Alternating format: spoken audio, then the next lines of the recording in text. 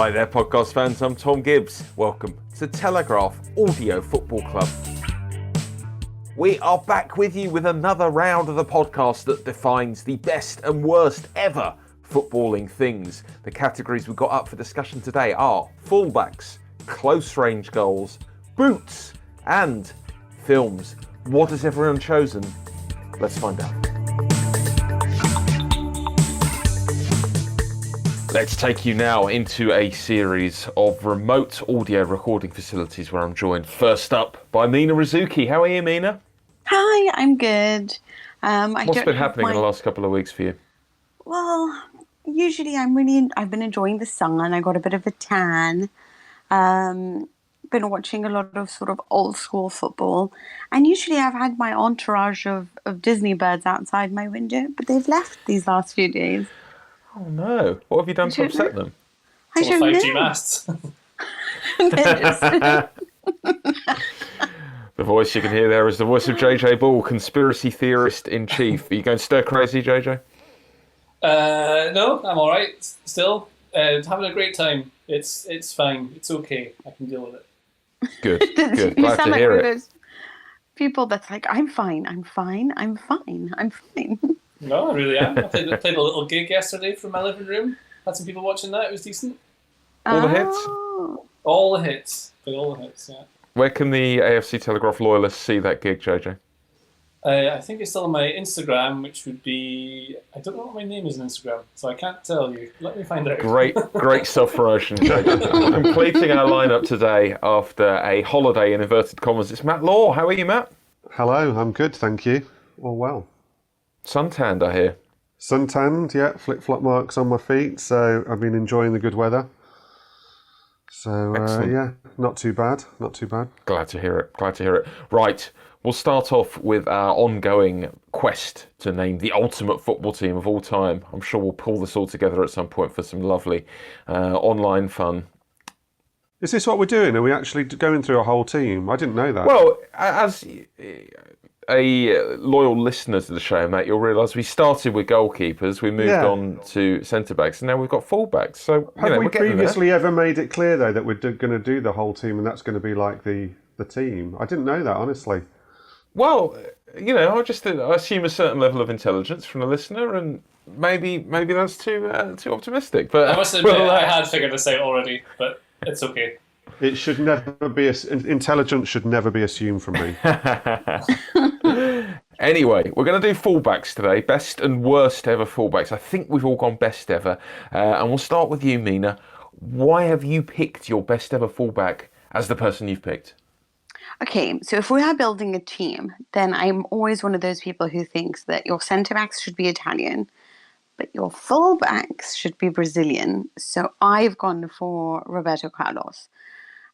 His Brazilian teammate is probably a better all-round fullback, but Carlos is one of those types of players that brought like some joy to you, like when you watched him play with his cheeky grin and the fact that he looked like he was 5'1", but he wasn't, and he had thighs that were as big as my waist, 61 centimeters, FYI, But Carlos was also, because he was a Galactico, he played in Real Madrid. You saw him do so much on the Champions League stage. You saw him score that ridiculous free kick against France, and obviously the important one against China in the World Cup en route to in 2002.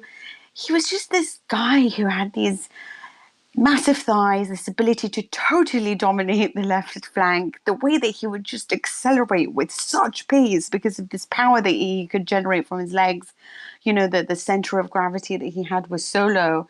And just what he could do from a distance. It was either strike the ball with such strength that it was basically going to rip the net behind it. But most importantly, when you think of Brazilian footballers, you sort of never think of even some really successful ones like Dunga and stuff. You don't really think of them. You think of Ronaldinho, you think of Romario or Roberto Carlos, players who just really made you smile because of their joie de vivre, their desire to just entertain on the pitch with their grins or their just over the top behavior. And he was the guy who sort of made the modern attacking fullback his role, right? I really hope his epitaph reads just a guy with big thighs. He is just a guy with big thighs. Where would you put him in amongst the classic era of Real's Galacticos, Mina? Oh, he's one of the most beloved. He's always remembered, and I think that it was really hard for Marcelo to come in and try to live up to the things that Carlos could do with the outside of his left boot. I think that he's just one of those guys that will always, like Zidane, be remembered as a Galactico and one of their fondest memories. This is what it is. Can we nail something on Roberto Carlos? Can you nail this for me, Mina? He wasn't actually that good at free kicks, was he? No. But nobody's really good at scoring every single one. No. It's just that he kind of got this reputation for free kicks, or he decided himself he was good at free kicks after scoring that one in Le Tournoi, wasn't it? When he bent it crazily around the wall. Yeah. And then from then, I don't think I ever saw him score another free kick after that. And yet he was kind of partly known for his free kicks. 2002, for Real Madrid. I think that he scored one every 5 years. But the deal with Carlos's free kicks is that he would bat right at the goalkeeper, who would have to parry it because he was hit so hard, and then you'd get a second chance. Yeah. I think video games have a lot to do with immortalising Roberto Carlos, because he was one of the first it's like a novelty with power 99. So whenever he took a free kick, it was quite funny, and then all those games started to get quite good around 1998, and Carlos is one of the ones that stood out. I just think that when you think sometimes of people who take free kicks, there's obviously the ones that do it really well, Juninho or Pirlo or whatever, but then there's ones that just shock you when there is a good one. You know what I mean? It could be one every 5 years, like you're saying. It wasn't, but you know what I mean? But they were just so ridiculously good at the time that you would stand in awe because of how hard he would strike the ball. That was, I think, his power behind the ball would generate so much energy that it was just impossible for the goalkeeper to try to control it. And that used to really astound people. Matt, you've stayed on the same flank, the left-back position. Who have you got? I've got Ashley Cole, who I would argue with Ashley Cole. He was part of that England era when we tried to claim of this kind of golden generation, around sort of 2002 through to kind of 2010. We pretty much gave up on them. But during that whole time, I would argue that he was actually England's only world-class player. And he did actually perform really well for England, despite the fact that England as a nation were not performing really well. I mean, if you think back to some of his battles at various Euros with Ronaldo, I think Ronaldo's gone on record as saying he was one of the toughest oppositions he's ever faced, and that he could never quite properly get the better in a one-on-one of Cole. He got the better of him team-wise. And I actually think he was criminally underrated during his best years. Not at Chelsea, but at Chelsea he was always very highly rated. But outside Chelsea and around the country, because he was disliked as a person, I thought he was criminally underrated. I thought for the time he was at his best, he was by far the best English player in the England team, and by far the best English player in the Premier League at that time. With just consistency and actually performing on the highest level. What was the genesis of that dislike for him, as you put it, Matt? Was it just that bit in the autobiography? Was that the moment when people started to turn against him? The autobiography is interesting. The autobiography absolutely flunked. It did terribly. It was almost the end of the kind of footballer autobiography era of just a famous footballer would bring out a book and it would immediately do well. It sort of killed that. And obviously there was the famous line of, Arsenal were only offering me 50 grand a week, which at the time sounded like huge money, and I almost crashed my car because it was too low. And people took against of that. But if you read back that autobiography, it's worth a read back, that autobiography. It's Nostradamus-like in how he foresaw what was coming at Arsenal. He completely foresaw them slipping away and not spending enough money and reeling it all back in and losing their competitiveness. everything he talks about in that book in terms of where Arsenal were heading and why he decided he needed to leave actually came true. And I look back on all that with quite a lot of sympathy with him. I mean, he got battered at the time for leaving Arsenal for Chelsea and got accused of being greedy and accused of being this and that. But he went to Chelsea and won everything. Yeah. And he became a much better player as well at Chelsea. And it is a little bit like when Raheem Sterling left Liverpool for Manchester City, and the accusations then were made at the time, and yet of course he's gone on to not win everything yet, but win a lot. And there was a sense of, a young black lad from Bow who wants to be paid at the top end, who wants to enjoy life, and who wants to go out and win everything. There was definitely a resentment held against that. Yeah, you definitely get the sense that both of those players were lightning rods for what people perceived to be greed, and didn't like very much about those clubs with lots of money. Let's switch to the right flank now, Dave. Can we call him Dave from now on? Let's do that. Let's switch to the right flank now, JJ. Who have you got in that position? Dave here, right. I've got Dani Alves. Dani Alves is another one of these players that... if he'd been, famous in the 90s or something like that, he'd be revered as this all-time great. He absolutely is one of the all-time great right-backs. One of the best examples of the very modern-day attacking fullback. He's basically a winger, but he did his defensive bits when he needed to. He's got 118 caps at Brazil. He's won everything. There's various... I tried and check it this morning. I couldn't quite find to confirm, but a lot of people have said that he is the most decorated footballer of all time. Something like 40, I think, trophies he's won from various different clubs, Champions League, everything. He's playing for his boyhood club now back in Brazil, Sao Paulo. I don't think there's anything really to say about Dani Alves other than that he's obviously magic. It's quite... one thing I will add is that having seen Barcelona play a couple of times, what the cool thing was when Dani Alves would warm up, it would be with Messi, and they'd both ping the ball to each other about 50 yards around down the flank in the warm up, and then do a series of keepy-ups, then just launch a volley to the other one who would control it as though it had been passed to him, and then do the same thing back. Really cool to watch. Can I just say something? Yes. I wonder how much you rate a fullback depending on who he's passing the ball to. Like, would sort of, I don't know, Roberto Carlos be amazing if he didn't have the likes of Zidane and Ronaldo up front? Would Trent Alexander and obviously have the ability to be passing to a ridiculous front three at Liverpool? Gary Neville and David Beckham. Yeah, and when you think of Dani Alves, you think, would he really be that great without Messi? Does that make sense? It was almost like a telepathic understanding between them. And obviously, Dani Alves also benefited from the fact that he played in a largely horizontal team, and he was a vertical point within that team alongside Messi and maybe Andre and Iniesta. So that vertical edge that they had in this team made all the difference. And I wonder what you can, how effective is a fullback if the front guy is not that special. Does that make sense?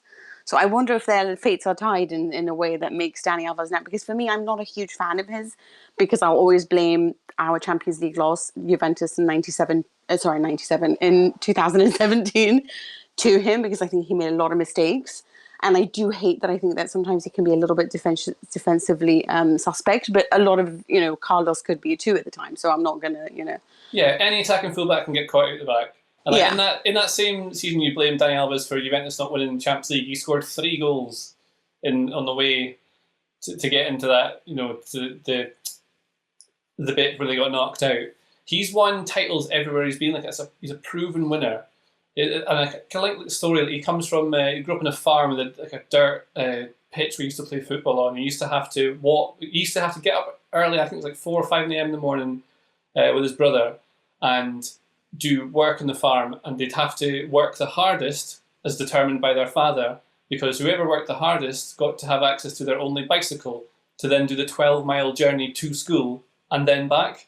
So whoever won got the bicycle, whoever didn't, he had to walk. So Dani Alves used to run, which helps explain his incredible engine and stamina and ability to run up and down that flank all day long, because he was doing it as a kid when he was getting up and down the flank. He was decent at Sevilla as well, I remember. Not good enough to go and play for Barcelona. The best team I've ever seen play was that Barcelona team. Then he went and won the league at Juventus, Paris Saint-Germain. He's doing pretty well at Sao Paulo now. And he's been a mainstay at the Brazil squad forever. Yeah, but Maxwell also won with PSG. There are just some teams that will always win. Yeah, but then you don't always have to be the best player to be hugely important to the team. And you could argue the same thing with Puyol. Maybe Puyol wasn't playing next to Messi and Xavi, he wouldn't be the amazing creature that he was. Absolutely. All the component parts form the team. And it's so much easier to look back on Cafu as being this amazing player. But Cafu didn't win anything near as much as Dani Alves won. Because, again, he was playing for Roma, right? Okay, well. Tom. Yes, well, we have slightly spoilt my pick, which is Cafu. I think you're a little bit harsh. A little bit harsh saying he hadn't won nearly as much as Alves. I mean, that is true, but a pretty good career to be the most capped Brazilian of all time. Man of the match in the 1994 World Cup final.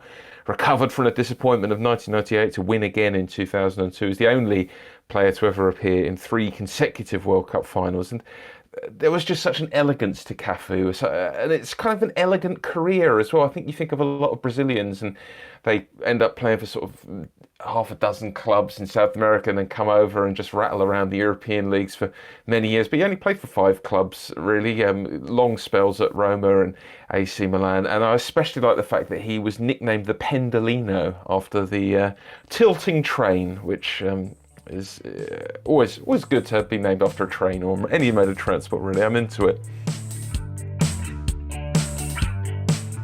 Let's move on to the second category today, which is close range goals. And you've picked your best ever, Matt. Please state your winner for the category. Well, I struggled with this a bit because, in all honesty, I don't really have a favourite close range goal. But then my week off the other week coincided with my birthday, and I was reminded that of one of my favourite ever games of Villa Birmingham, which was a few days before my birthday one year, when Gary Cahill scored an absolutely incredible overhead kick for Villa in a game we won 3-1 from within the 6-yard box. It was close range, but for a central defender, it looked like something Cristiano Ronaldo might do, the way he got up off the ground for it. And it kind of brought it all back, that feeling from that day. So that was probably that. And it also, I mean, I get a lot of Mickey taken out of me for this, but it kind of helped launch the career of Gary Cahill, who I've been a great fan of ever since. And unfortunately, Villa let him go to sign Zat Knight, which has got to be one of the worst decisions by Martin O'Neill ever, to sell Gary Cahill to Bolton to fund a move to sign Zat Knight from Fulham. Was there outcry at the time among Villa fans? No, there wasn't. I mean, incredibly, there wasn't. I mean, Cahill was thought of as a decent young player at Villa, but really no more than that. He wasn't seen as this real talent that we had. And unfortunately, it's kind of Bolton who gave him the platform to do that. I mean, he did play 22, 23 times for us in the Premier League, but mainly as subs and in games where other people weren't available. I mean, he was around when Villa had quite a good side. But yeah, I mean, the fact we let him go is just a killer, because the career he went on to have. I think when we talked about this over email, you pointed out he also has had quite a good goal-scoring career for a central defender, although not scored in any of the last 3 seasons. He did score a screamer against QPR on the opening day of the season with Bolton in 2011. What was he doing up in that position, Matt? You look back at that, and he was sort of goal-hanging almost. Was it in the aftermath of a corner or something like that? It was in the aftermath of a set piece, but I think probably what it shows you and why he scored 44 goals in his career, which is pretty decent for a centre-back, is that it was in like the second, third or fourth phase of play that he ended up putting the ball in the net. And whereas most defenders would go up for the original set piece and once the ball's been bobbling around a bit, start trotting back, he held his position. He was there in the 6-yard box waiting for a chance. And we were 2-1 up at the time, so it's not like we were after a last gasp goal and he'd been thrown forward. But he did take it like a striker. I mean, it was an incredible finish. Yeah, it's a quite outrageous moment from Matt Law's favourite ever player. JJ, No, who have not you got? true. JJ, you're continuing your Barcelona theme here. Who have you got? I wasn't sure how to interpret this question in the best all-time close goal, because what does it mean? Because like all of Messi's goals where he dribbles past 7 people are technically close when he finishes, but they're solo efforts. So anyway, I went for that Sergio Roberto goal against PSG in the Champions League as Barca. It was a 6-1 comeback.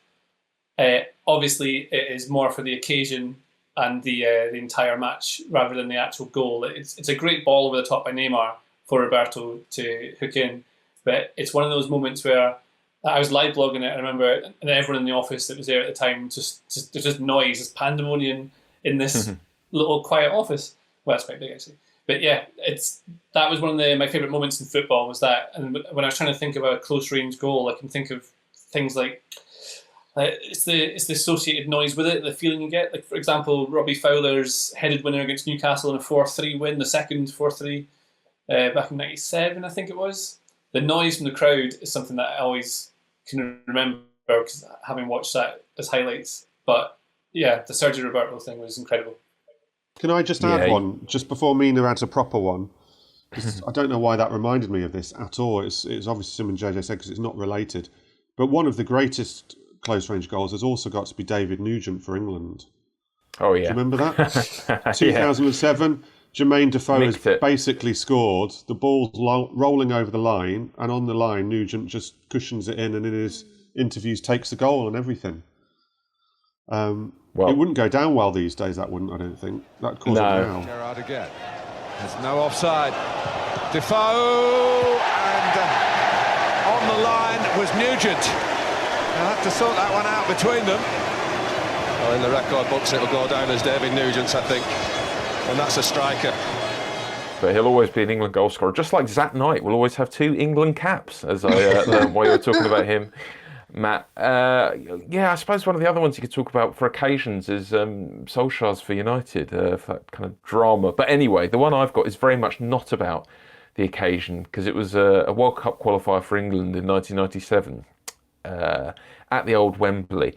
Alan Shearer got an indirect free kick from the very corner of the 6-yard box against the Georgians. There were about between 10 or 11 of their team were on the line trying to defend it, and it was teed up for him, and he hit it.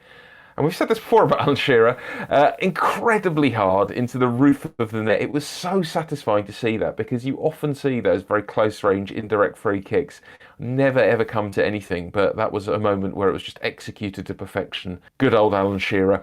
Who have you got, Mina?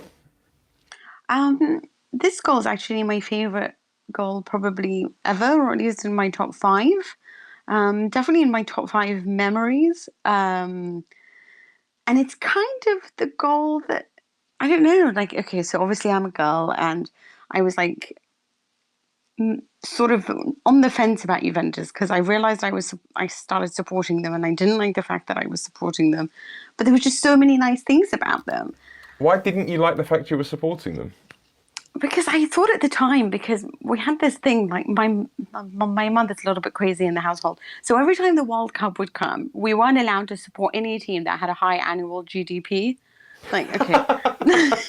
Like, as in, if Uruguay was playing, then we'd have to support the other team. Does that make sense? Because Uruguay had such a high, they were rich, basically, And I was really, really liked Uruguay in the Copa America, for example. Okay, so we were always had to support like the team that no one had heard of, or the team that probably has poverty, and she'd get really upset if she thought that you were like on the side of Germany or something. Do you know what I mean? And so Juventus is obviously the richest team in Italy. Like, they were owned by the Agnellis, and I just thought she was just always going to be really disappointed that I went for a capitalist choice. So it was kind of that kind of thing. But there was just so much about Juve, like from Gaetano Scirea, my choice for centre-back, such a good guy. The fact that they were owned by the Agnellis. The fact that, like, Agnelli was supposedly having an affair once upon a time with JFK's woman. And it was just, it was like this Hollywood team. And then they won 96. It was like, yeah, blah, blah, Champions League. Not that interesting. But 97 was super interesting for me. I thought it was like an astonishingly good final. It was Borussia Dortmund, and they were like 2-0 ahead. And there was just this kid, obviously now a kid. I mean, he was 22, 23. Now he's like close to retirement age at this time and age. But back then he was a kid when that's how you referred to him. And he just came onto the scene, and he was like the second top goal scorer in 96. And he was just this ridiculous talent. And you thought Italy's got their next, Baggio for the next 20 years. He was amazing. He was, Del Piero had this ability, this talent, this touch, this technique, this everything you wanted in a football player. And then 97 Champions League final. And he gets, he's been injured, comes on at halftime. And there's just this moment where Boksic cuts the ball back to him. It's like a low cross, and Del Piero just ends up with a back heels it into the goal with a flick, and gets one back for Juve. And you think Juve have a chance, but it was the most amazing finish from a guy that just looked like at the time that nothing would faze him. He had such sheer confidence in himself that honestly I never saw a lot of that because of his injury. But back then you felt like he owned the world and he was totally okay with it. And I don't know, that goal like just changed everything. And I know that they lost, but I just realized I was a fan.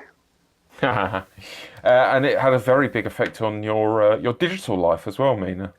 Yeah, after that I changed my name on so I opened an email account and my name became Mina Del Piero. Well into my university, actually. Gol fantastico di Del Piero, una magia proprio lui al 18esimo, 2-1. Fantastico gol di Del Piero, però è stato anche bravo Boksic a tenere viva quella palla sulla. Right, JJ, it's time for topic 3, and that topic is boots, and you've nominated your best ever boots. Describe them if any listeners have not seen the name of boots you're about to tell us. The Adidas Copa Mundial. They are the classic black leather with white stripe, just a 3 Adidas stripe. They've got the nice black studs at the bottom, the little small ones. They're the ones that every single coach wears. So you'll notice if you look in the sidelines at any game, all the coaching staff are wearing Copa Mundials. They are the comfiest. They feel like slippers. Have you ever had a pair? Oh, they're nice. So that's one of the best things. But they're also worn by lots of very famous players like Beckenbauer, Zidane, David Beckham, Jari Litmanen, Maradona wore them as well. They're made for the 82 World Cup, apparently. And they have remained a classic ever since. Have you ever owned a pair?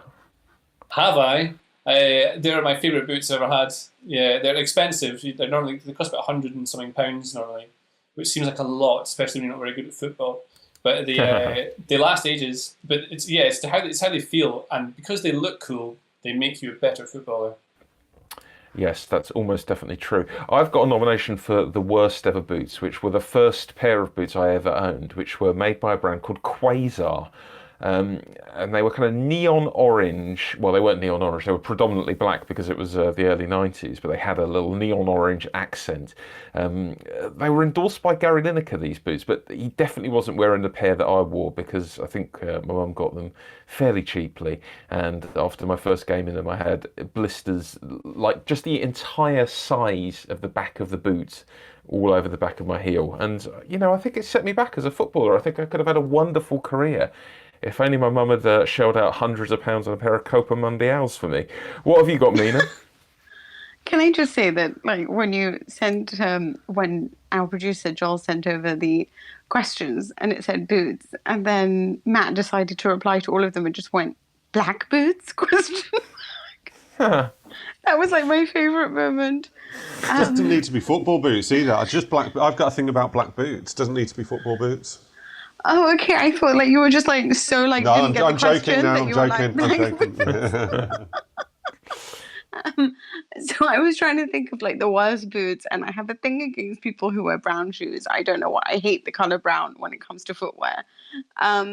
Tolerated on women, absolutely despised on man.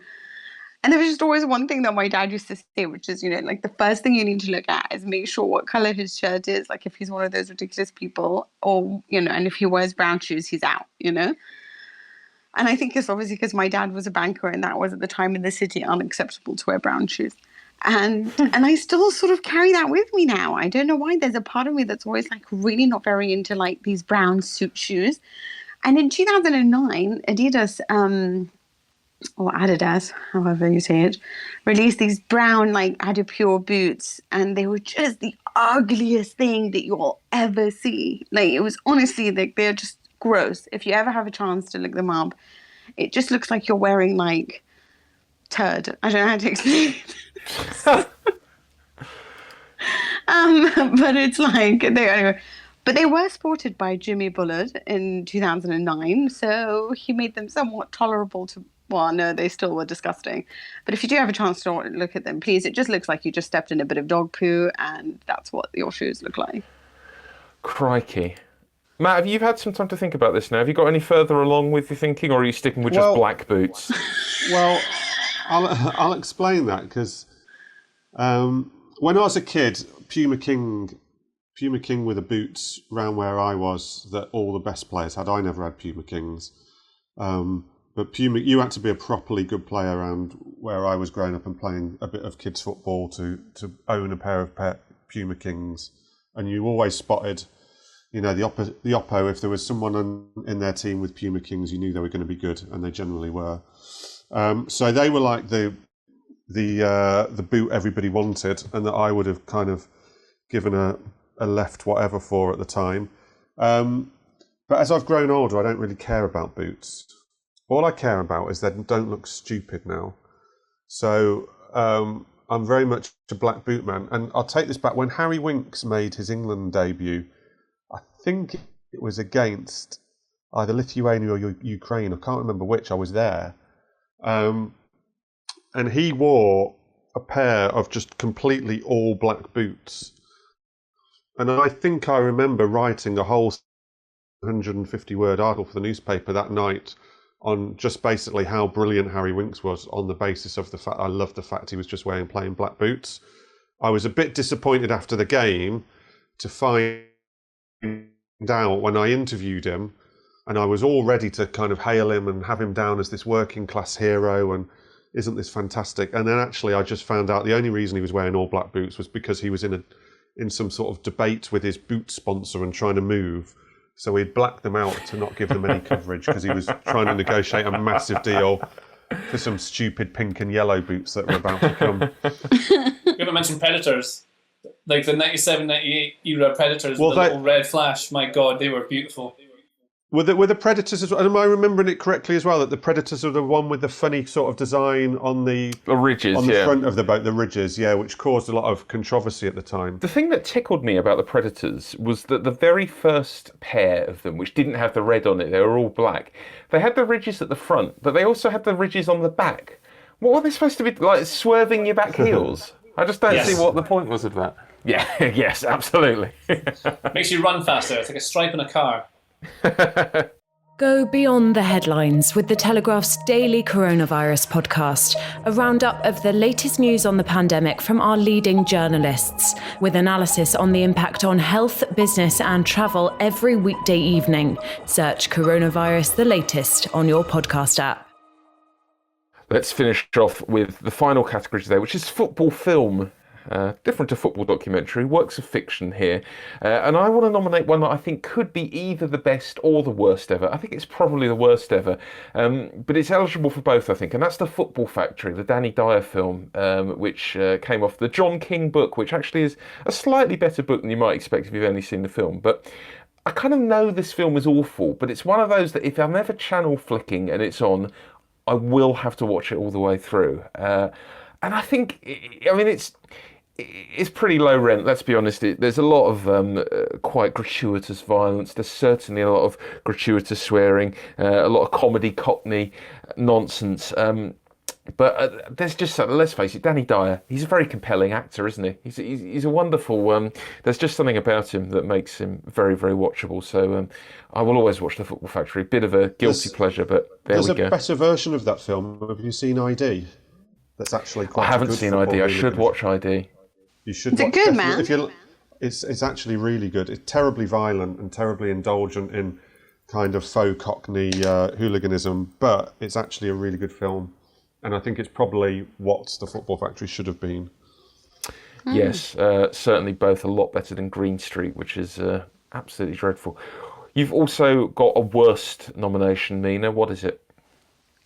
Mine is actually this was kind of hard because I was trying to think of like football films that I thought were rubbish or ones that were really good, and I can actually think of one, but Ronaldo is the most disappointed I've watched in. The movie on him. It was the most disappointed I've ever been in watching something to do with football because I just felt like I wasted 2 hours of my life in what was nothing more than a vanity project. Let me just put it out there. I'm a huge Ronaldo fan. Obviously, he plays for my team. I've always been like really on board with the fact that I'm one of those people who, while acknowledging I think Messi's a better player, I love sort of like the philosophy behind Ronaldo, which is that anyone can work the hardest to reach to the top if they really want something. But I just felt like when you do great movies on people, biographical movies, like the ones that are like Senna are always going to be the best. But this was just almost like him just showing you how great he is. It doesn't really delve deep into the vulnerabilities that make these things really interesting to watch. And it's like you want drama. You don't want him to say, it kind of just came across as like one of those weird interviews, like in an office that when you're trying to get a job and someone says to you, okay, so what do you do badly? And you're like, oh, well, I have this terrible thing where I'm like such a good team player that I don't really think of myself often and that can stop me from progressing. One of those things where your weakness ends up being like this massive thing that's brilliant about you as well. And I just felt like anything that was shown in that like film about him to be a weakness wasn't really a weakness.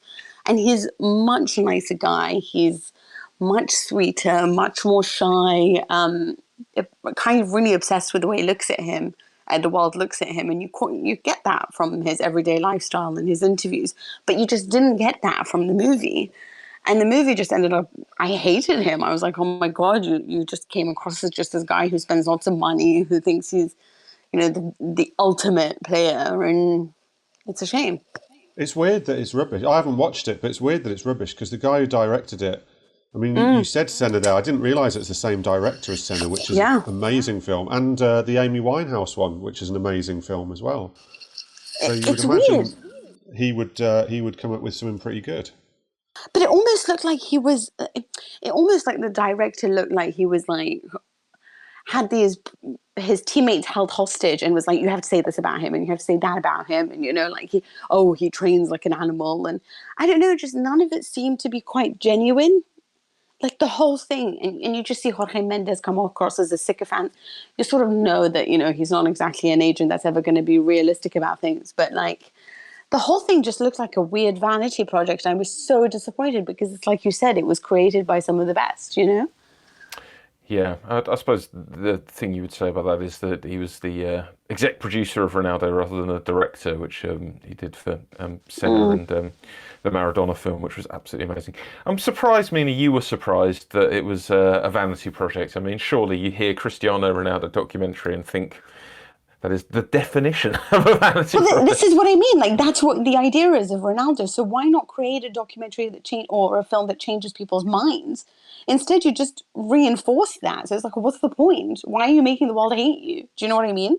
Like, if you're going to do something like this and you're Ronaldo and everyone thinks of you as being the most arrogant thing in the world, then obviously your film should be one that changes minds. That's what I didn't understand, It's like when you watch, like, there's a documentary on Benzema. There's one on Kroos as well right now that's really good. And in that, you, like, learn so much about them. And you're like, oh, wow, I had no idea. Like, Benzema dealt with so much racism and he's really had to work hard for his role. And you have this newfound appreciation for him. With Kroos, it was like the way that he was treated by some people. And again, you're like, oh, my God, wow, You just didn't get that with Ronaldo. You're like, yep, that's the guy I thought he was, What have you got, Matt, for this category? Mine is The Damned United, about Brian Clough's 44 days in charge of Leeds United, which is also a wonderful book. Full disclosure, I sort of picked this because it's currently on BBC iPlayer and it meant I could watch it yesterday and tell my family it was for work. Yes, and good thinking. I got left alone for an hour and a half to just watch that, which was a nice indulgent pleasure. But it is genuinely a brilliant film. I mean, the story itself is just incredible, which I'm not going to have to go through now, but I could watch and read everything about Clough, but that 44 days in terms of what happened at Leeds and the build-up to it is just an incredible story. But it's actually brilliantly acted as well. Martin Sheen does a superb Clough.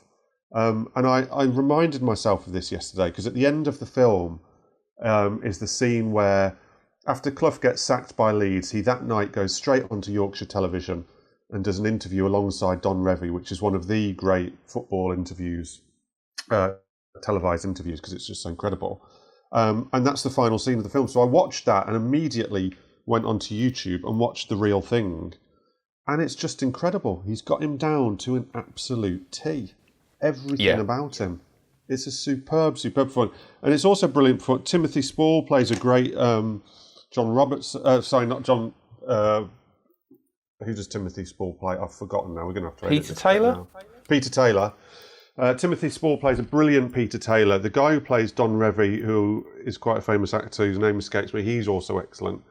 And it's just really good. And I mean, for anyone who out there who maybe knows a lot about Clough through all his glory of Forest and Derby, and has sort of heard about the Leeds stuff and has never either read this book or watched this film, I would definitely say go out and watch it immediately, because it's just as fascinating as the good stuff about Clough, that how wrong this period of his career went.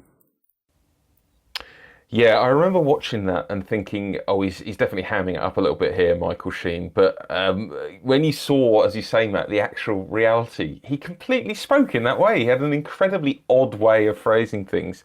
An incredibly charismatic man, and as you say, Sheen got him perfectly, almost as well as he got Chris Tarrant in the Who Wants to Be a Millionaire thing recently. JJ, complete the category, please, with your best ever film nomination. I went for the hit, incredible movie Goal, The Dream Begins, as it's called in the United States, which is a 2005 drama. Oh boy, it's a drama. Directed by Danny Cannon, who was that boy who made the really bad Judge Dredd film, The Slice. Oh, yeah. Yeah, that's his thing. It's a classic tale of a Mexican illegal immigrant living in Los Angeles. He's a skilled footballer from a broken home. And he gets noticed one day by Glenn Foy, who is a former Newcastle United player with a difficult Scottish accent, who takes him over to England to play for Newcastle. And it's one of those... And then he gets bullied. Actually, that's another thing that happens. He gets bullied by another guy who's really mean and breaks his inhaler, which is surely illegal or something. Anyway, it turns out that he's been hiding his asthma from the club. Who then say, you can't play until you fix your asthma. And then he plays and he scores a winning goal. Sorry to spoiler alert this, it's 2005. He scores a winning goal. In fact, he sets up one where he dribbles past the entire team, and it's the best thing about this movie is it's essentially a parody of itself. Like, if you weren't aware it was serious, you'd think it was like Airplane. And there's all these clips and scenes where the guy whose name is Santiago Munez, played by an actor called Kuno Becker, tries to do football skills he clearly doesn't know how to do. And the camera has to cut between footage of real players doing skills, and then the boy Munez doing like a spin. So I'd imagine they filmed it by the guy just doing a 360 on the spot, just jumping up and spinning, and then we cut to some legs, like of someone from a different race running along the pitch. And then he scores a goal in the final minutes, which is a Lauren Robert free kick in real life. And the best thing about that is he runs up to take it with his right foot. Robert, of course, left-footed, just in the top corner. It's a fantastic movie that everyone should enjoy. Yeah, you've made a very good argument there, JJ, for a really, really good film. That's all for this week. Remember, you can get in contact with me on Twitter if you'd like to. It's @Tom_Gibbs. Send us your nominations for categories and your picks for best or worst ever, if you like, to afcpodcast@telegraph.co.uk. We will not be shy about using your picks to power this podcast next week. Have your say about what you want to hear from us. Don't forget to subscribe to the podcast. Look for Telegraph Audio Football Club wherever you get your podcasts. Thanks to Joel Grove on the buttons, and thanks to you for your company. I'll talk to you again soon.